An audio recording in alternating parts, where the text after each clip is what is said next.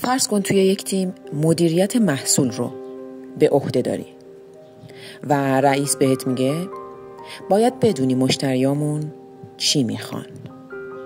حالا سوال اینه چطور؟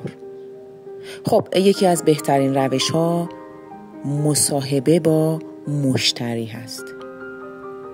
خب سوال الان اینه چرا حدس نزنم؟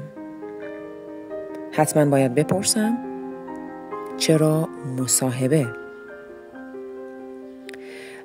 بیا تصور کن یه اپلیکیشن فروش آنلاین داری و نمیدونی چرا بعضیا خرید نمی کنن. بهترین کار اینه که با خود مشتری صحبت کنی. حال سوال اینه چطور مصاحبه کنم؟ انتخاب افراد درست. نباید فقط از دوست و آشنا بپرسیم، باید سراغ کسانی بریم که واقعاً تجربه استفاده از محصول رو دارن. سوالات بازپاسخ. به جای اینکه بپرسیم از این ویژگی خوشت اومد، بپرسیم چی باعث شد خرید کنی یا اینکه چی باعث شد خرید نکنی. شنونده فعال باشیم. در هنگام مصاحبه فقط سوال نپرسیم. روی لحن، مکث‌ها و احساسات مشتری تمرکز کنیم. شما بعد از مصاحبه و جمع‌آوری اطلاعات به اطلاعات بسیار زیادی دست پیدا خواهید کرد. پس باید آنها را دسته‌بندی کنید. ویژگی‌های مثبت را در یک دسته و ویژگی‌های منفی را در دسته دیگری قرار دهید. ویژگی‌هایی که برای مشتری خنثی هست را نیز یادداشت کنید.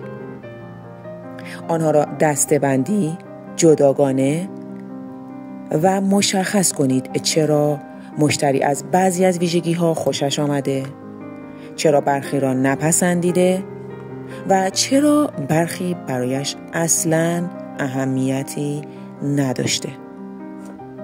با توجه به داده‌های به دست آمده، کیفیت محصول و خدمات خود را افزایش دهید. ممکن است متوجه شوید خیلی ها این صحبت را داشتند که خرید پیچیده است یا قیمت ها شفاف نیست یا محصول کیفیت لازم را ندارد. سعی کنید تمام این اشکالات را برطرف کنید و مجدد خدمات و محصول را به بازار ارائه کنید. فراموش نکنید حتما بایستی مصاحبه ها در دوره های مختلف انجام شود. پس حالا میدونید دقیقاً باید چه چیزی رو تولید کنید یا خدماتتون رو به چه مدلی ارائه کنید. ممنون میشم شما هم اگر خوشتون اومده توی کامنت ها بگید که وقتی از محصولی خوشتون نمیاد چی باعث میشه که برید اون رو خرید کنید. دمتون گرم و ممنون که لایک میکنید.